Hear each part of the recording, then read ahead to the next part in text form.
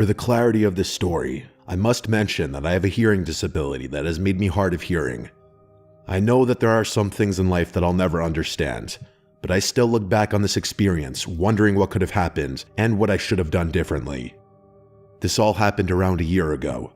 The holiday season had just rolled by, and I was settling down from traveling and all the get-togethers with family and friends.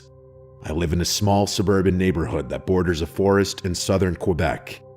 It's a quiet area, as most of the residents are familiar with each other, which I honestly kind of prefer as it adds a warmer atmosphere. Around winter, I like to take my dog Monty on walks in the local forest.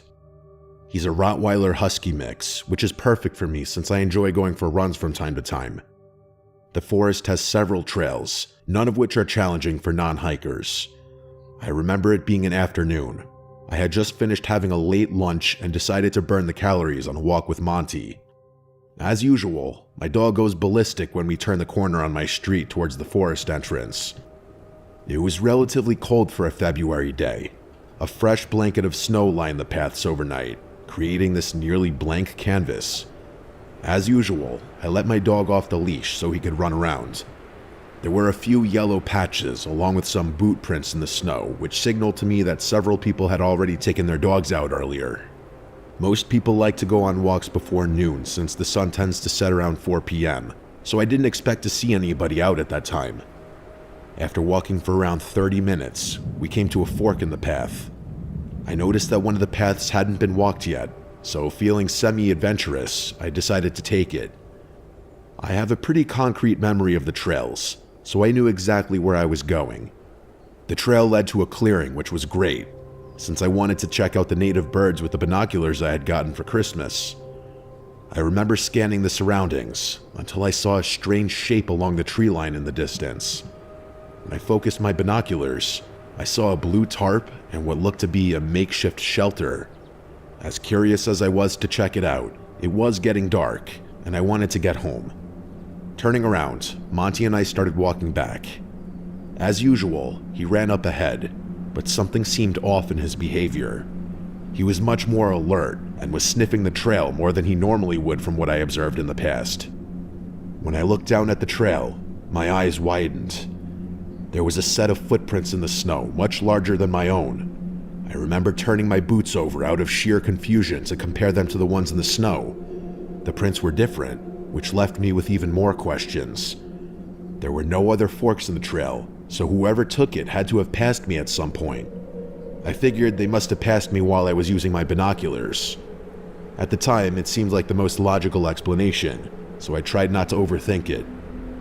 At this point, it was significantly darker outside, but I could still make out my surroundings. As we were walking back, Monty stopped abruptly and started barking relentlessly in my direction. As I turned around, that's when I saw him. There was a man, probably around 6'4", wearing charcoal-colored snow pants and a white camo jacket only about a meter away from me. He didn't make any movements towards me, he just stood there with his hands in his coat pockets. I didn't recognize him from anybody in the neighborhood, so I assumed he must have been a hiker or someone from out of town. He looked like he was muttering something to me, but I couldn't read his lips due to the lack of lighting and not knowing if he was speaking English or French, which are the two commonly spoken languages in Quebec. I felt like an idiot at that moment for not bringing my phone with me, so I ended up trying to communicate with him that I was hard of hearing and that it was getting late. I got back home around 4:30. By then, it was completely dark out. I remember following my standard night routine, not really thinking much about the encounter, but in the middle of the night, something happened that still shakes me to this day. I woke up to Monty licking my hand, which is something he usually does to get me out of bed in the morning. I tapped my phone to check the time, and to my surprise, it was 3 a.m. I noticed a message from my neighbor asking if everything was all right, which, if I'm being honest, confused me at first. The message was a few minutes old and asked if everything was all right since Monty had been barking like he was possessed. I looked up from my phone to see that Monty was no longer in my room. I walked downstairs to find him barking hysterically at the patio door. As I approached the door, I struggled to see anything with my vision still blurry. I tried to focus my eyes when the motion sensor light turned on. At that moment, my heart sank. The man from the forest was standing there in my backyard. I didn't think twice to process any more questions. I stepped away from the door and texted 911. I don't think I've ever texted 911 faster than I did that night. I ran up to my room with Monty and grabbed the machete from under my bed. I'm a shorter woman with a background in martial arts, but I know damn well that the best move in a fight is to not fight at all. I sat there in my room guarding Monty and myself until the police came. With my heart beating out of my chest, I sat opposite from the door with Monty by my side. It didn't last long until Monty sprang up and started barking violently at the bedroom door. My hands were sweating profusely as I watched a shadow cast in from underneath the door. The movement in front of the nightlight suggested the man was seconds from breaking into my room. Those had to be the longest minutes of my life, as I anticipated the door handle turning or the door completely breaking in. Luckily for me, it never did. When the police arrived, I explained everything to them while they searched the property. The glass on the patio was smashed completely, but besides that, nothing was missing and everything was still relatively the same. The police found the gate in my backyard open. It leads to the forest, which is where they believe the man disappeared to. I let them know about the shelter I saw in the woods the day before.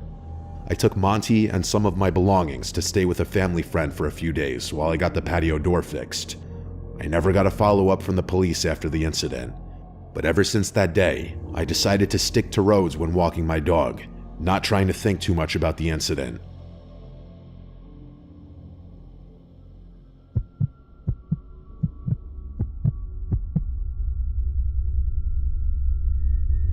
My name is Emberley, and I'm a 16-year-old girl who lives in Illinois with my younger sister Kate, who's 15.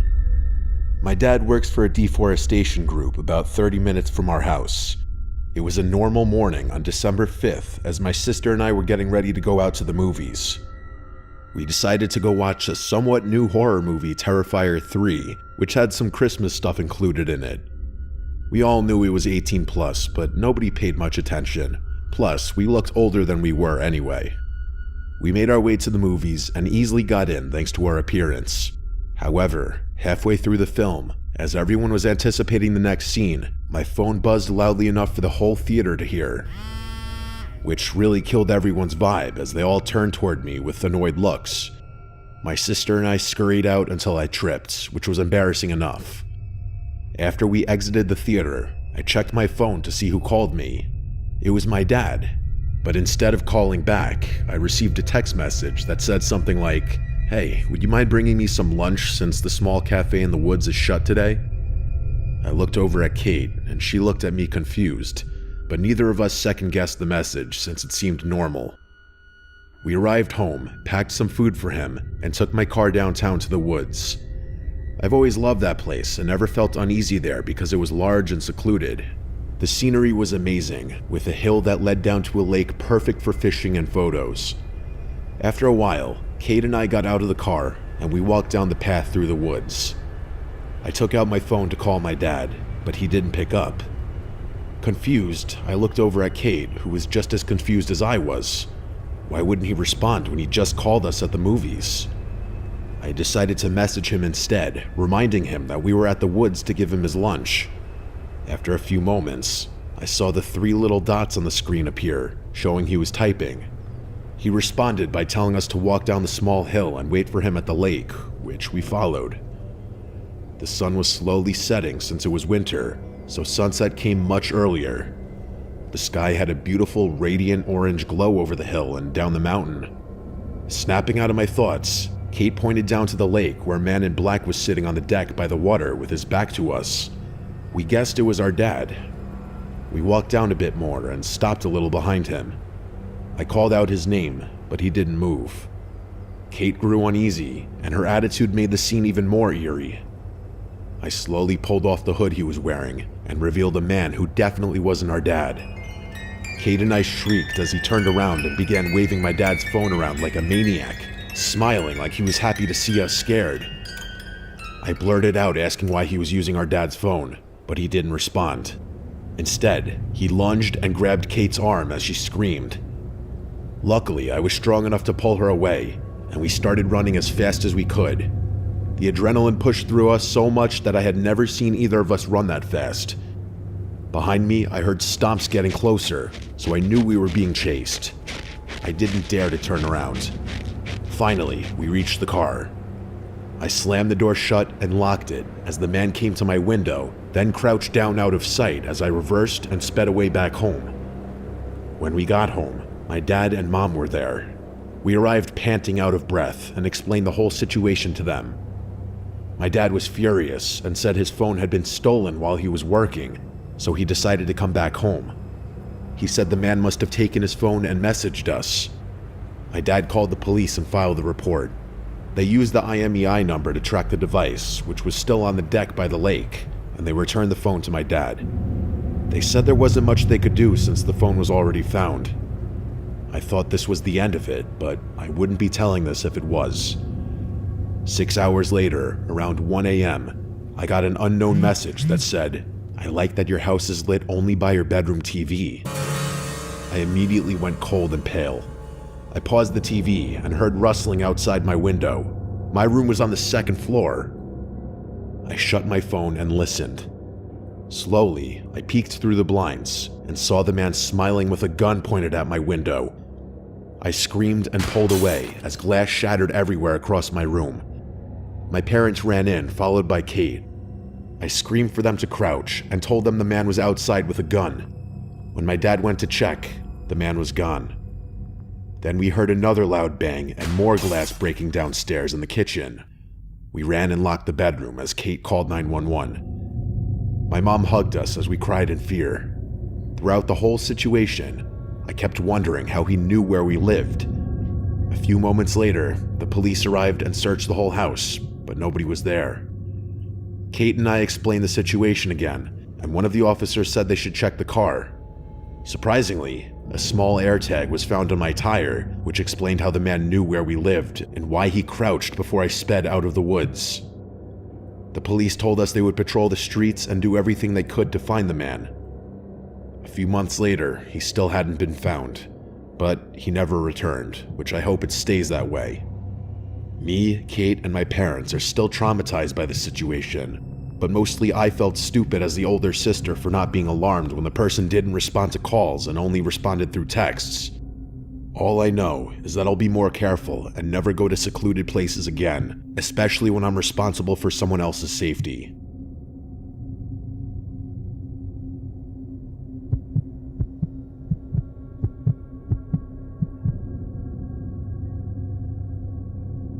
It was 2021. One word to describe my day: hectic. Work was a shit show. This was prime COVID time, so I was working from home. I was supposed to be meeting with my extended family upstate, and I ended up finally getting off a nearly 3-hour Zoom meeting for work a whole hour and a half after everyone else had already arrived at my parents' house. And that didn't include the next 2 hours or so the trek up to their house would take me. I filled up 2 cups of coffee in my kitchen to take with me before leaving. God knew I'd need them. The second I opened my front door, I realized this drive would be more of a shit show than I had originally thought. The snow and wind had already picked up since earlier that evening, and the streets were barely even plowed. The ground had at least 2 feet of snow already, and it was supposed to snow like this for a majority of the night. I had to be driving under 25 on most residential roads. My car at the time was also a really old, crappy Hyundai, which wasn't ideal for extreme weather conditions at all. It didn't have anti-lock brakes either. I'm a fast driver though, so when I got on the highway, I raised my speed to 70, which was probably a lot faster than safe for the conditions. I finally arrived at my parents' house around 9. They had begun dinner without me, but thankfully weren't too far along. A few drinks and gift sharing later, I started to lose track of time. I got so caught up in seeing my relatives I hadn't spoken to in a while that I ended up basically forgetting I still have to drive home, even as most of my family had started to leave. Once I finally got in my car to leave, it was past midnight, and at least another foot of snow had accumulated on the ground. I was buzzed, but I figured I was sober enough to drive home. Not that I condone drinking and driving at all. I was tired and simply wanted to get home. As I was heading towards the highway, I realized the roads were completely dead. I made the grave mistake of raising my speed to 40 down one particular road, because as I began to approach a bend in the road, I realized my car had gone into a skid.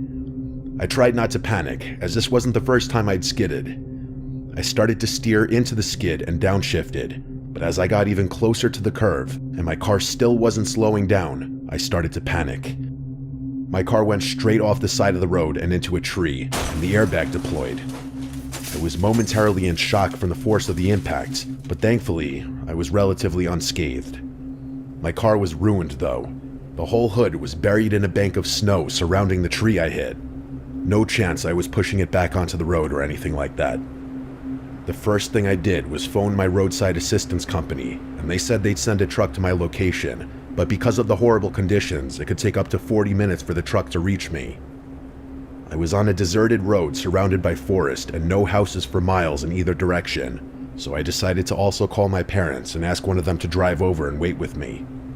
My dad said he'd get in his car and drive over, so then I hung up and waited. As I was sitting there, I began to hear something over the sound of the wind howling outside. There were undeniably footsteps in the snow. I couldn't tell exactly from where, but they sounded somewhat distant. I opened the driver's side door and stepped out, looking over the roof of my car. I wasn't hearing footsteps anymore. Instead, I was hearing some new sounds. It was kind of hard to describe, but it sounded like some kind of wet slurping. I looked over to where I thought the sound was coming from, and I could see some movement by the tree line. It was dark as hell though, but I was pretty certain I was looking at a person. I called out, "Hello?" The sound stopped, but no one called back. I sat there for a few more seconds awkwardly, but no one ever responded or appeared to me. I couldn't see any more movement either. I was officially freaked out, so I got back in my car and locked the doors. What couldn't have been a whole minute later, I heard footsteps in the snow again outside. Then I heard something hitting the passenger side window, like a rock or something was thrown at it. I couldn't see out the passenger side window because it was covered in snow, or any of the windows for that matter. Once again, I opened the driver's side door and stepped out of my car. Checking my immediate surroundings, I made a disturbing discovery. There were boot prints in the snow, circling all around my car, and then leading away from my passenger side door into the woods. I felt sick to my stomach. I also noticed there were drops of blood in the snow. I opened my driver's side door and then grabbed my 9mm out of the glove compartment. Clutching it in my right hand, I began to follow the prints leading into the woods. At that moment, I was convinced someone out there was with me. As I followed the prints, the drops of blood began to grow larger. It looked like someone had been bleeding profusely. And then, I saw some dark mass lying in the snow just past the tree line. I couldn't tell what it was. I was just praying it wasn't a person. I took out my phone and enabled the flashlight. It wasn't a person.